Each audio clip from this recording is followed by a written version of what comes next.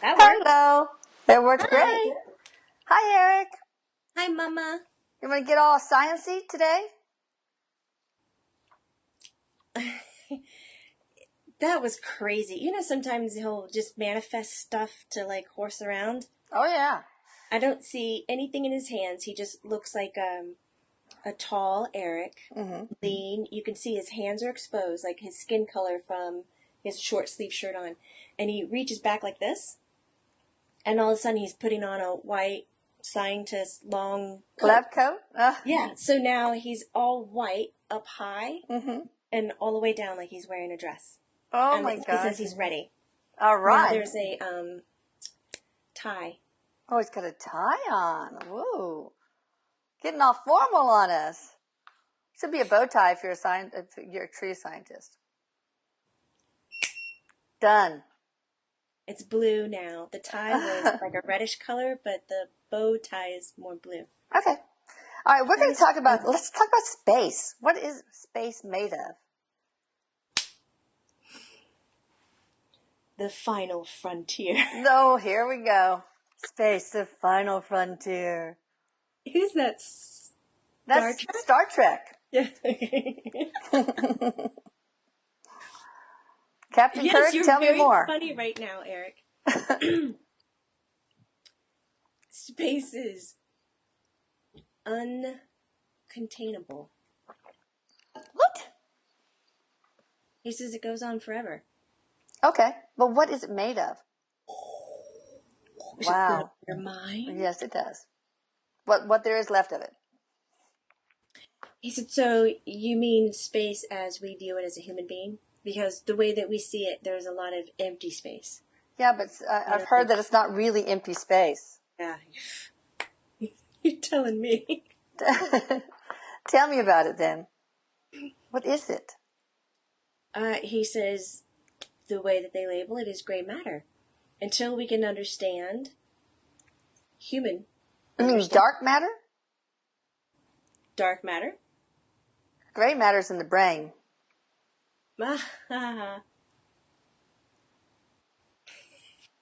He says for some people it leaks out. Uh-huh. Dark matter. He says that when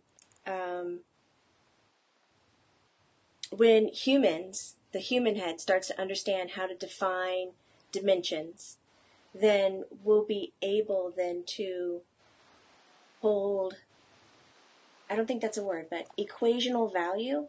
Okay. Put an equation value. Okay. Define it as an equation? Yes. So we'll be able to look at that dark matter and say, we've got layers of dark matter here. Oh, layers. You know, yeah, he said it's not like when we look at... You said pick up something.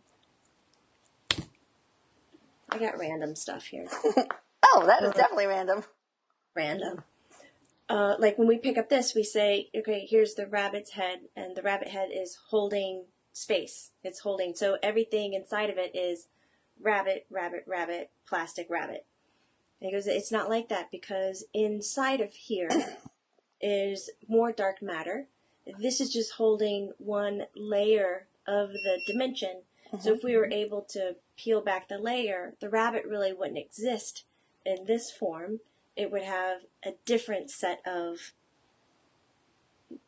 properties. Are you saying properties? What do you mean? What properties?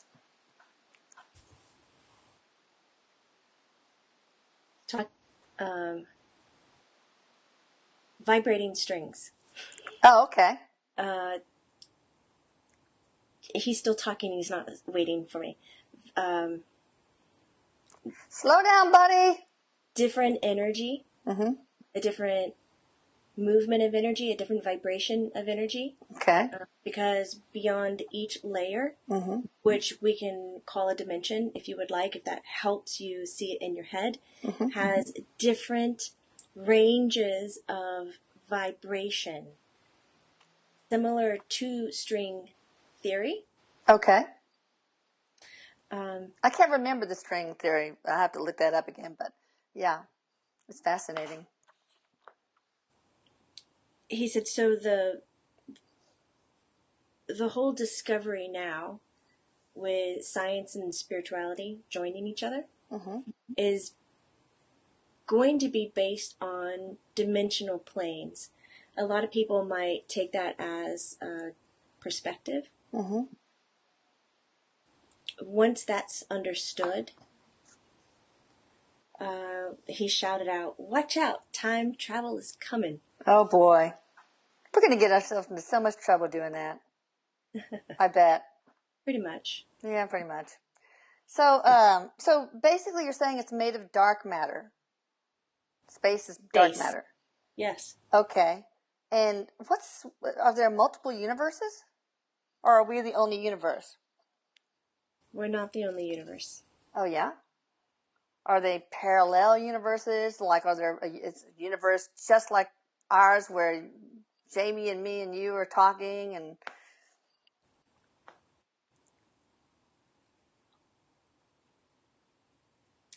Yes and no. He was clarifying your question that you asked. Are we the only universe? Mm-hmm. You mean within our universe. Like, okay. Because he kept showing, if we took space, we have a star here and a star here, Mm-hmm. and we kept peeling back the layers Uh-huh. of that space, that dimensional plane, we're going to come across other places of existence, other Dimensions?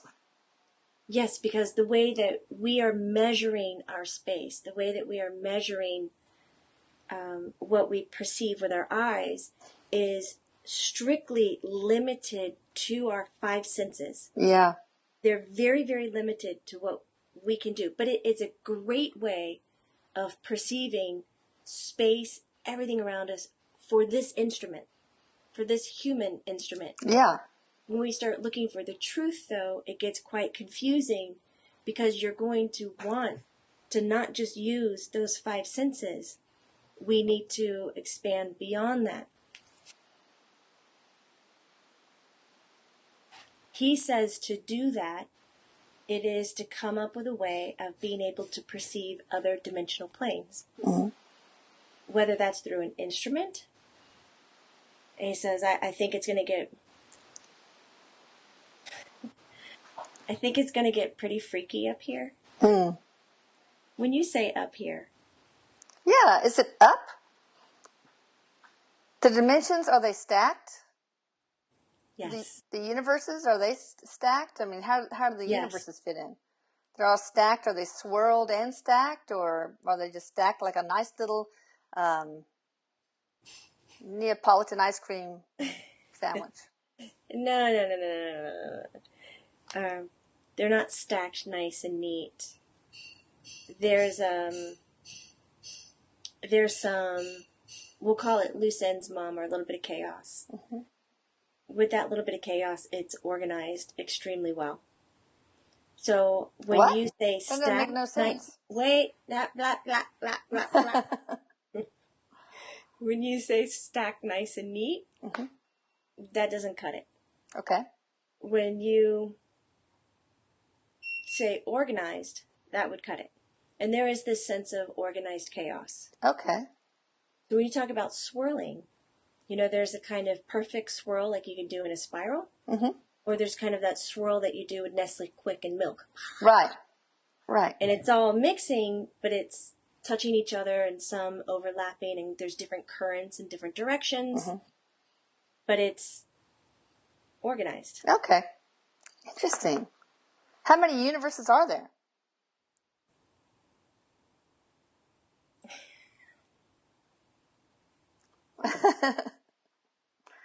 He's doing that? Pulling up his feet. He's got a funny bone today. Yeah, he does. That's because he's so excited. So happy. He is. Yeah, he's excited about the book. So happy. He said it's countless, Mom. So infinite? Yeah, but even that right there is kind of a bullshit thing to say. It's almost like if we could just understand that we have housework today. I know. Numbers numbers really don't put a quality on it. If we could just say, a whole bunch. okay, he'll sign up for a whole bunch. I knew he was going to do that. All right, so what's the difference between a dimension and a universe then? Well, how many? So there's also infinite dimensions, I take it?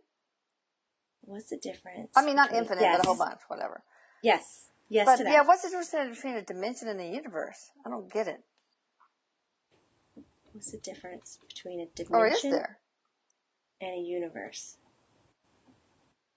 Like you talk about different dimensions, like Bigfoot will hide so easily because he will go into another dimension, flip-flop back and forth between our dimension and his. But that's not a universe. Yeah, he's showing me pictures in my head. I always love to say what you used to say to him. This is not a picture book. Oh,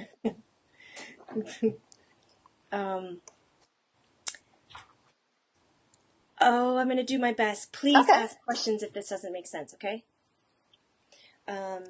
We have Earth. Mm-hmm. Oh, we have Bigfoot standing on Earth. Bigfoot can resonate between 0, we're just making the numbers up just so that you can understand. Yeah. 0 to 8 dimensions. Okay. Humans can do 0 to 5. Okay. Sometimes 6. Here we go. Mm-hmm. So then Bigfoot can still stay on Earth, but go into a different dimensional plane. He goes kind of similar to what I'm doing right now, Mom, with you. Okay. Still on Earth, but I'm in a different dimensional plane. I have different vibrational energy. Okay, and he says now, with that, every time we go into a dimensional plane, it doesn't make Earth disappear, but it does, however, if, let's say, a plant only resides on a 9th dimensional plane, Bigfoot or you aren't experiencing it. Okay. If you're not lining up with certain vibrational qualities or that freedom or flexibility, then you're not going to come across each other. Okay. When you talk about parallel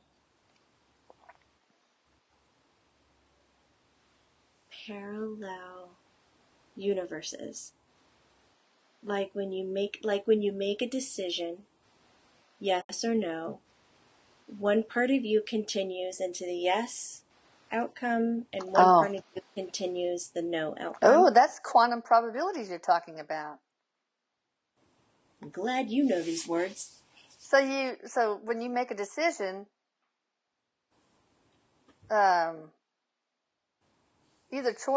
different choices you ponder make different realities, universes? Make different realities. Because of the motivation of energy created into it. It's like doing 100 miles per hour and slamming on the brakes. You don't just stop immediately, you skid. Okay. And so that length of the skid, other parallel realities are created.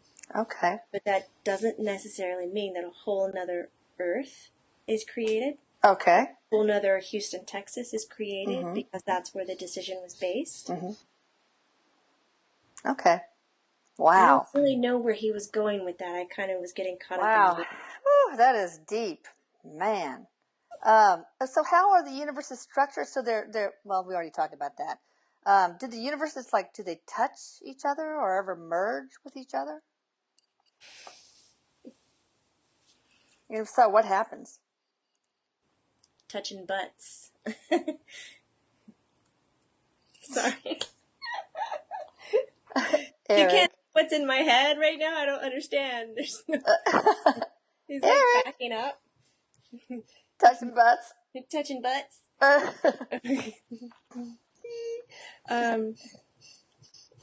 Silly. He's been silly. Yeah. So what? No. What happens? Do they ever touch or merge? Merge would be the better answer. Okay. Or the better question. And yes. Touch says that there is a resistance, that they collide. Yeah. The merging is, it's an more overlap accurate kind of a sensation. And that's It does do that. Is it designed to do that? Not necessarily. What Does it happens? happen? Yes. Well, what happens when it does? Okay, and you're asking about parallel realities, or Not just universes. If two universes merge a little bit, partially or whole, what happens? everything you know cease to exist. Oh, God. No, he says that it's not a... Stop giving me the pictures and give me the words. Yeah, come on, Eric. Poor Jamie. It's really cool, but Yeah. I really don't know how to say what I see. And he says it's really difficult because he doesn't want to use proper terminology. Okay. Because that doesn't make it digestible for all of us. Okay. But universes can overlap, and these are universes that are in different dimensional planes. Mm-hmm. They come across, he says, on the minimal scale, it creates a little deja vu or something. Oh, okay. It gives you a little extra hint of who knows what, where all of a sudden you have maybe a really deep aha moment. You get grounded. Something spectacular happens, but it's not really with the five senses in your physical body. It's kind of something beyond. Sometimes you can see, on extreme cases, weather patterns change. But he says mostly if things are crossing, they're on such different dimensional planes and different energetic vibrations that it's not really doesn't have a big knocking effect. the human experience over, because it's a little still out of reach for us to experience. Okay. Interesting. Now that last sentence right there, I think, described mostly what he was showing me in my head. Yeah, that made sense. That made sense. Holographic universe. Do we, is there a holographic universe that they talk about? He says that would be the parallel realities. Okay. Oh, okay. So the whole image and all these little parts image are parallel to each other? Yes. Okay. Well, I won't go. I have to research again holographic universe, so I'm not going to be able to ask any intelligent questions at this point because I have forgotten a lot about it. So we talked about this, and one of my questions was, does each thought create a probable reality? And you said yes. And I'm wondering if different realities can bleed into each other. Yeah, they do. Okay. He likes to think of those probable realities, the parallel realities, as being as long as the skid mark. He doesn't see them as skid playing mark, out. Please. Skid mark. I didn't even catch on to that one. Your 2-year-old skid marks. Okay. He doesn't see them playing out for eternity. Okay. Because the way he keeps showing me is that, hey, are you still there? Yeah. My video was not working. That when you have to put a certain amount of focus and creation into the outcome for it to work. You have to have gas in the car for it to run. I got it. If these probable realities are popping off every time we have a choice, should I say this word or that word? Should I turn the chair this way or that way? I have a hard time sitting still. Okay. He said then that plays out for a certain amount of time, and if it's not serving the whole, it kind of skids out. The car comes to a stop, it comes to a stop, and that energy is then rerouted and fed back into the person's life. Okay. The image he shows into my head as well is watching a tree grow. Mm-hmm. The branches only go so far before it starts feeding energy back to the trunk and getting taller, and the leaves pop out, all their little experiences and the probable choices and realities, but that nurtures the hole in the trunk, and it's kind of like a fast animation image in my head. Interesting. Anything else on that? Nope. Okay, well, we could go on. I could get so much deeper, but there's just not enough time. He said, Mom, we should just totally get high and do this conversation. Oh, gosh. I don't know about that. I don't know about that. Count me out. It sounds like you already are. He says we could have like a private show, 18 and over, and just sit around and talk about all this. And pass the joint around. Yes. Oh my God. I don't know if your mom is going to do that. But like I said, it sounds like you already have, so. It does sound like Erik I has know. today. All right, I love you.